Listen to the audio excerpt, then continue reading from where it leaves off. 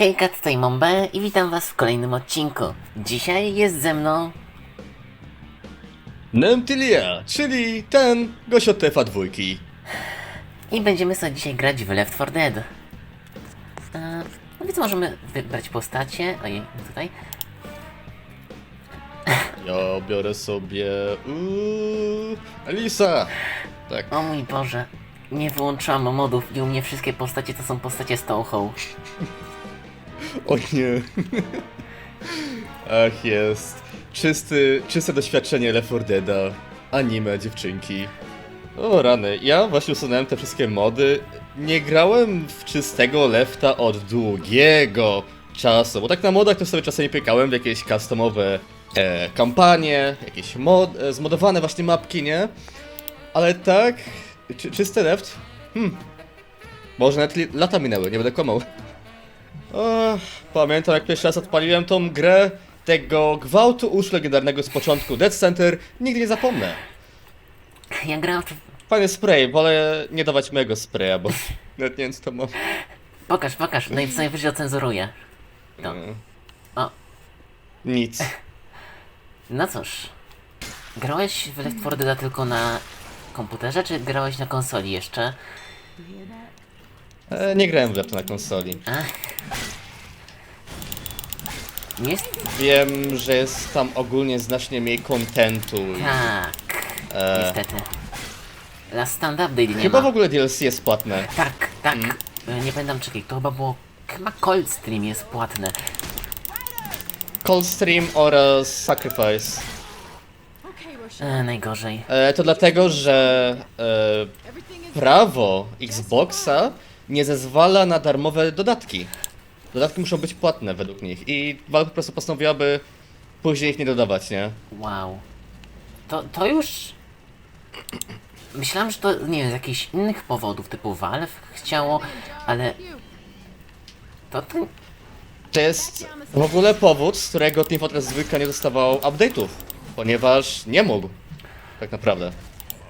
Kurde. To mnie zastanawia, czy gdyby na przykład mógł dostawać update'y, to czy na przykład teraz Xboxowy Team Fortress 2 miałby no dosyć dużą ilość kontentu, kurde, Hunter. Tak, dokładnie. Ruina. Joker Society, no. Żyjemy w społeczności. W ogóle to jest tak wspaniałe, że ta gra jest taka stara, wciąż tak potężnie się utrzymuje, że wciąż chce się wrócić i w nią pograć, bo to pokazuje po prostu, jak Valve dobre gry robi, nie? Oni robią świetne gry, jak... na przykład grałam w to Back 4 Blood, to ono Au, jakby Au. czuło się takie zbyt nowoczesne, że... Nie wiem jak to wytłumaczyć, ale po prostu Back 4 Blood robił ogromną ilość rzeczy po prostu źle, w przeciwieństwie do Left 4 Deada. Grałeś... Tak, to jest prawda i stanowczo dużym problemem było to, że ta gra wyszła za wcześnie, mi się wydaje. Twórcy nie włożyli w nią wystarczająco dużo pracy, nie? Widziałem ostatnio taki super film, który porównywał obie gry i Left 4 Dead naprawdę zrobił znacznie więcej, bo składa się po prostu z takiej ogromnej góry małych detali, nie? Których za pierwszym rzutem oka nie widzisz, ale one wszystkie się dodają, nie? No, tworzą... Łączą się po prostu w całość. No to po prostu świetne doświadczenie, jakim ta gra jest. Na przykład, nie wiem, animacje postaci są wspaniałe. Nawet samo zabijanie zombie, po prostu... Jak nie strzelasz, to wszystkie mają różne animacje, rozlatują się, nie? W Back 4 Blood zombie się po prostu ragdolują. I w sumie tyle, żadnych animacji praktycznie nie mają. Bardzo takie amatorskie animacje, bym powiedział, nie? Postacie w Back 4 Blood też takie sobie. Cringe'owe są potwornie. No, ogólnie w Back 4 Blood grałem w betę i sądziłem, że może coś, wiesz, może coś lepszego uda mi się zrobić z tą grą, ale do tego momentu nie została w ogóle ruszona. Nie wiem, czy widziałaś, ale czy wiesz, że tylko 2 oryginalnych twórców Left 4 Dead pracowało nad grą Back 4 Blood? 2 albo 3. 2 albo 3. To dosłownie, wiesz, setek od Valve, nie? Dziesiątek. A gra Back 4 Blood była wszędzie reklamowana jako ta od tych samych twórców. Tak. I co się okazuje, że nie za bardzo. Na ogół to jest duży problem z dzisiejszą industrią gier, ponieważ gry wychodzą takie, no, niestaranne, niedokończone. To jest smutnym widokiem, ponieważ pokazuje to, że gry nie są robione już z ambicji, a po prostu dla pieniędzy. I to jest jeden powód. Indie gry cały czas, w większości indie gry są robione cały czas tak samo z pasji przez twórców. Tak, gry indie akurat jeszcze utrzymują ten poziom, bym powiedział. O, wyszło jeszcze Halo Infinite, no tak. A, Halo tak. Infinite, tak, to jest dobra gra. Mam sporą krytykę też do Halo Infinity. Nie jest to zła gra. Jest okej, jest całkiem git. Przeszedłem dzisiaj główną kampanię. U. I Jak? szczerze, no... Jakby to ująć... Gra... Dużo brakuje tej grze, wiesz? Dużo brakuje, ale oprócz tego to co jest po prostu okej, dobrze się bawiłem, nie? Ale chciałem zobaczyć coś więcej. Powiedzmy, sam multiplayer ma duży potencjał również. Ale nie wiem, czy widziałaś, jak dużym problemem jest monetyzacja w tej grze. Monetyzacja? Nawet nie wiedziałem, że to jest w ogóle w tym. Jak wygląda? Na wszystko trzeba pieniądze wydawać. Na wszystkie kosmetyki, powiedzmy, nie wiem, masz jakiś skin, że masz różowy armor i do tego jakieś kocie uszy i za to 80 zł trzeba zapłacić.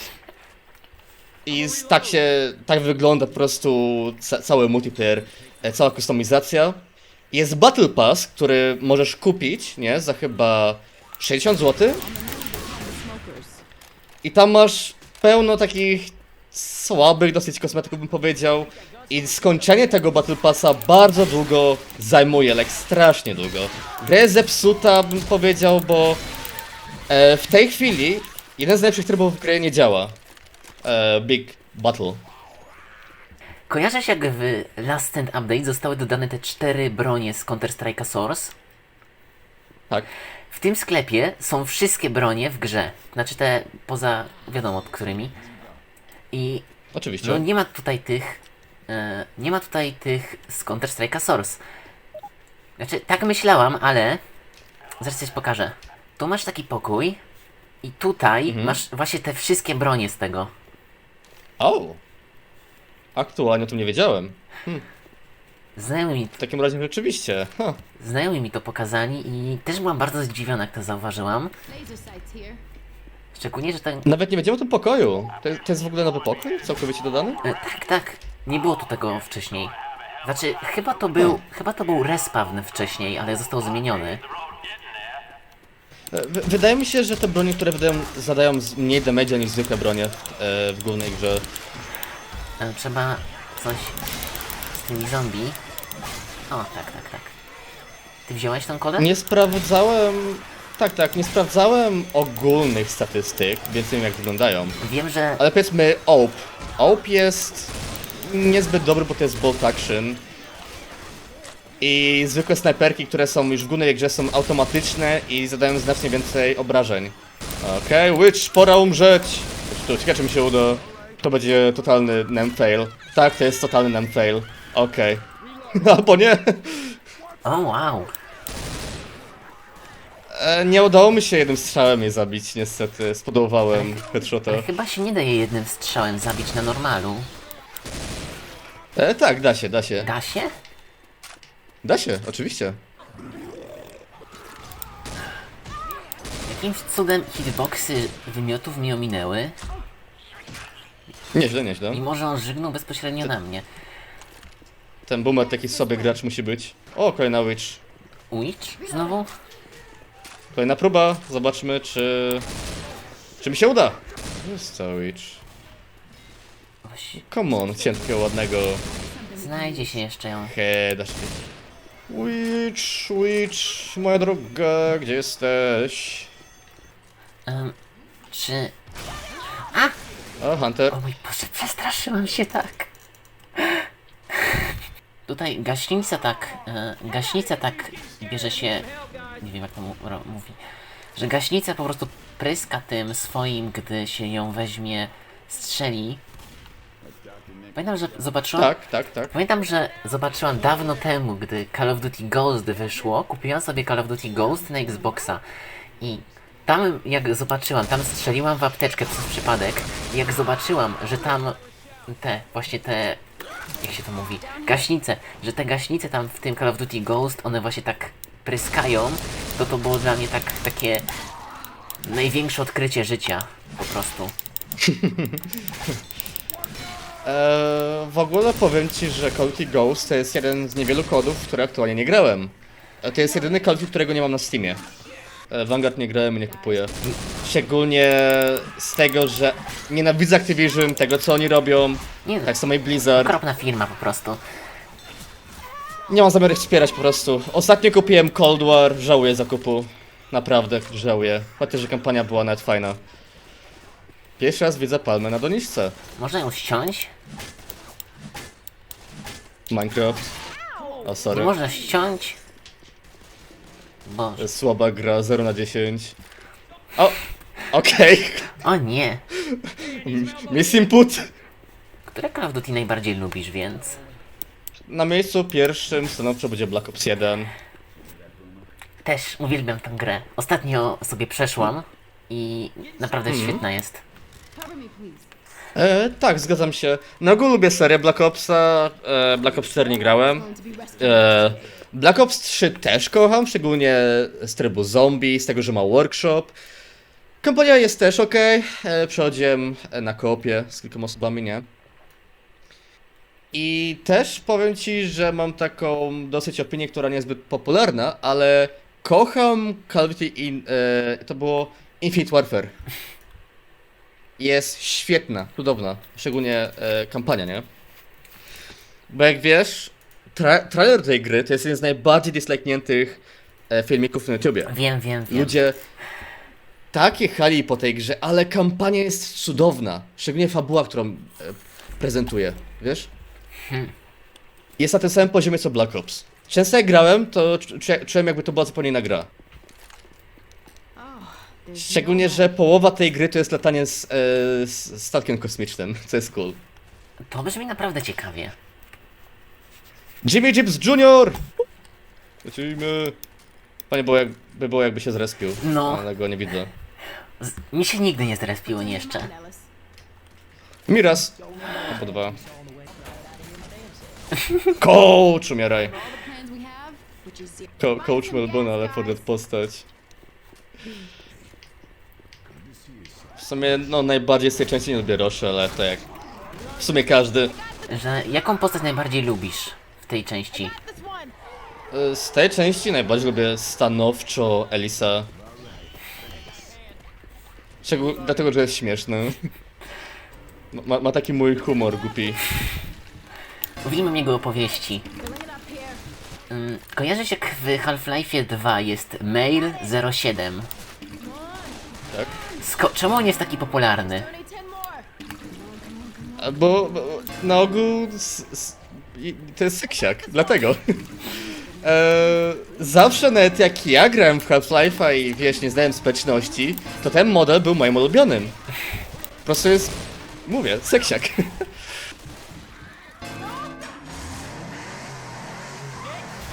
A boomer! A sobie stoi, patrzy jak uciekamy. No i widzisz, czegoś takiego w Back 4 Block nie zobaczysz. No. Wiesz co, bardzo szybko nam to poszło, więc... Chciałbyś jeszcze jedną kampanię zrobić? Jakąś krótszą? Okej. Apteczki wciąż mam jako FUMO, ale to jedyna w sumie rzecz. Fum apteczki. Chciałem sobie FUMO kupić ostatnio, ale to kosztuje okropnie dużo. No tak. Przedmioty kolekcjonerskie zazwyczaj dużo kosztują. Niestety. No to jest takie żerowanie w sumie na, wiesz, na fanach, nie? Bo wiesz, że fan zapłaci dużo. Zawsze można też, zawsze mój znajomy mi polecił, żebym kupiła bootlega Fumo. Bo on- W teorii można, czemu nie? Bo on właśnie kupił Koishi, o ile się nie mylę. I powiedział, że jakością w ogóle nie odstaje od normalnego Fumosa. A z ceną to po prostu 2 razy tak. taniej.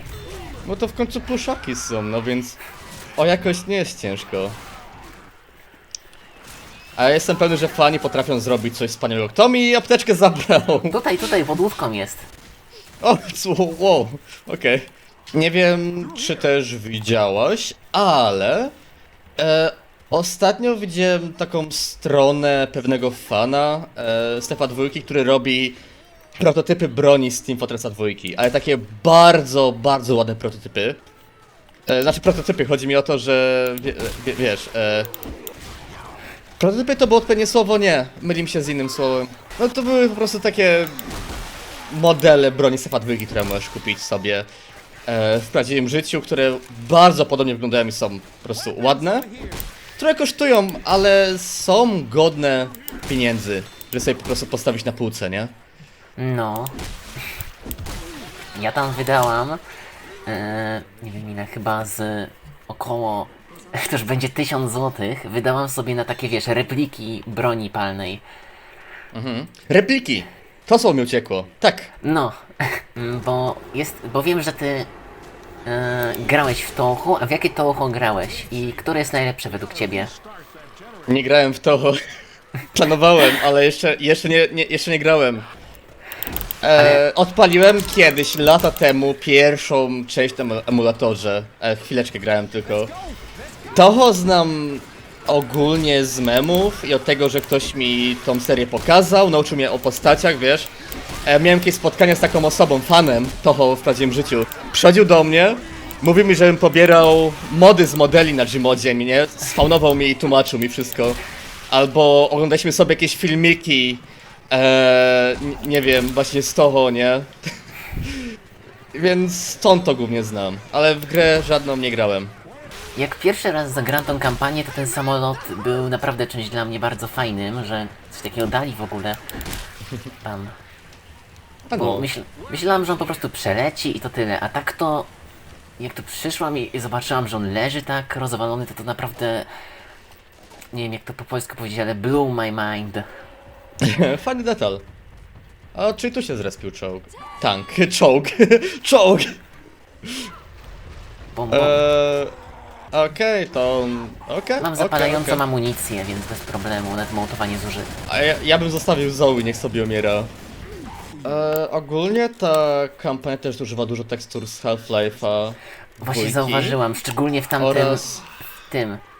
Jak było tam to wysypisko, to tam praktycznie każdy samochód był taki... I to Tak, oraz Celsa Source. I to tak nie ma sensu, bo przecież ta gra się dzieje w Ameryce, a samochody typowo europejskie tam są przez to. Tak. Zobacz to sobie tutaj, zwróciłem powiedzmy. uwagę wcześniej. To są deski z Half-Life'a 2. Na górze też. Poznam wszędzie tekstury z Half-Life'a, bo jak robiłem mapy, to znam wszystkie na pamięć. Robiłeś mapy do Half-Life'a? Dobrze, moda. Robiłem mapy. Mam kilka mapek zrobionych. Są dosyć wysoko oceniane z jakiegoś powodu. Moja pierwsza mapa, moja horror mapa, strasznie szybko się wybiła i to mocno. Szczególnie dlatego, że jeszcze zrobiłem tą mapę zanim nagrywałem na YouTubie, tak w ogóle, nie? No. I bardzo duzi youtuberzy nagrali tą mapę, na przykład Vanos, nie?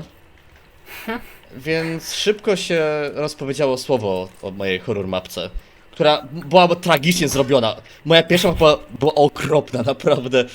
Więc trochę boli, że się tak wybiła. Tak słaba mapa, wiesz?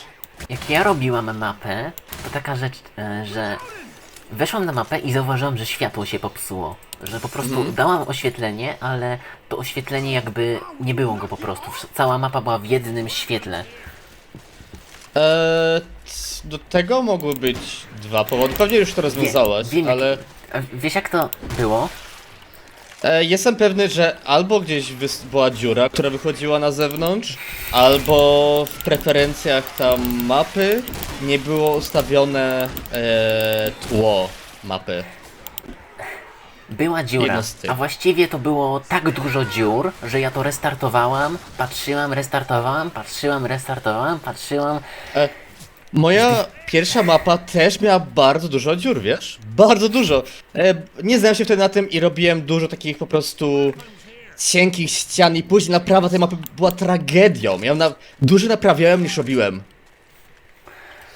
W tej chwili wyobraź sobie, że robię remake mojej pierwszej mapy z Gmoda, mojej horror mapy, w Half-Life Alyx. O, Będzie na VR, więc ciekawe jak mi to wyjdzie. który Half-Life najbardziej lubisz? Który Half-Life najbardziej lubię? Half-Life Alyx stanowczo, z wszystkich. Jest mój ulubiony, moja ulubiona część. Szczególnie z tej całej imersji, jak pierwszy raz odpaliłem tę grę, byłem tak zdziwiony. To była moja pierwsza gra na VR, tak w ogóle, w którą zagrałem. I patrzyłem na ten świat i mówię sobie, jakim cudem ta gra wygląda tak realistycznie. Najbardziej, co mi się podobało w tej grze, to design dźwiękowy, wiesz? Czyli też trzeba jakieś bardzo dobre słuchawki mieć?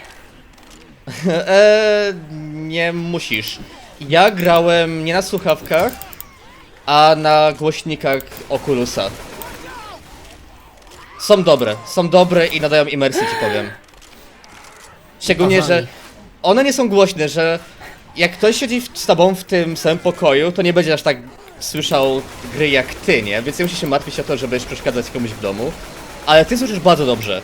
I przez to, że ten dźwięk tak idzie bardziej od zewnątrz, sprawia, że dodaj te realistyki. Zoe nie żyje. Spadły jej się. I najgorsza część. Pupi. Jaką kampanię lubisz najbardziej? Najbardziej uwielbiam kampanię Harvest. Z Left 1. Bo Blood Harvest, tak? Pełna nazwa? Chyba tak. No, Blood Harvest. Ogólnie stanowczo preferuję Left 4 Dead 1 do 2. A to jest Też. z punktu nostalgicznego, wiesz? Moim zdaniem, ja z klimatu bardziej lubię jedynkę. Ona jest znacznie lepsza. Stanowczo, właśnie z tym się zgadzam. Klimat w Lefcie 1 jest naprawdę cudowny. To jest ten! O! Zabiłam go! Tego, Nice. specjalnego. Left 4 Dead trójka w VR. Miało być na VR. Left 4 Dead 3 miał być właśnie grą, miało być połączeniem VR i crossplayem na PC zwykłym. Ale jak to projekty Valve idą, gra została anulowana. I Valve przez jakiś czas udawało, że nikt nie pracował nad Left 4 Dead 3. Nie wiem czy wiesz. Kłamali, że nigdy na tym nie pracowali. Czemu? Nie mam pojęcia. Ale to się zaprzecza z tym co, z leakami, z plikami, które zostały udostępnione lata temu. I z tym co mówili w Final Hours of Half-Life Alyx. Ponieważ mówili, że pracowali nad Half-Life, znaczy przepraszam, nad Left 4 Dead 3. Wiesz? No. Więc naprawdę nie wiem dlaczego, co wzięło ich na to, żeby skłamać. Dziwne, moim zdaniem. Jak już kończymy, to taką rzecz ci powiem. Jak tak rozmawiam z tobą, to po prostu czuję się, jakbym oglądała twój filmik. Okej. Zazwyczaj jak masz youtuberów, to youtuberzy na filmach i w prawdziwym życiu to zupełnie inne osoby, prawda? Tak. Ja na filmach i w prawdziwym życiu jestem tą samą osobą. I nawet nie wiesz, jak ja się teraz cieszę, że mam okazję z tobą zagrać. Ja bardzo lubię grać z ludźmi. Jest to dla mnie przyjemne i fan poznać w ogóle bardziej innych, no nie? No. W końcu. Na ogół nie lubię za bardzo, jak ludzie mnie traktują jako kogoś więcej, jak wiesz, youtuber, ktoś większy. Uwielbiam, jak ludzie mnie traktują jak zwykłego gracza, wiesz, jak każdego innego.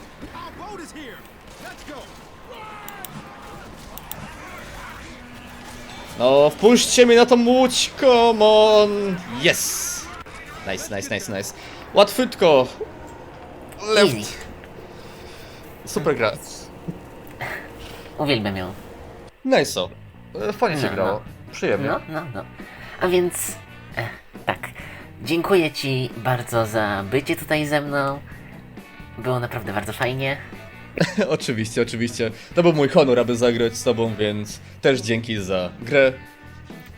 A Wam, jak zwykle, dziękuję mocno za oglądanie i do zobaczenia w następnym odcinku. Hejka! Popo!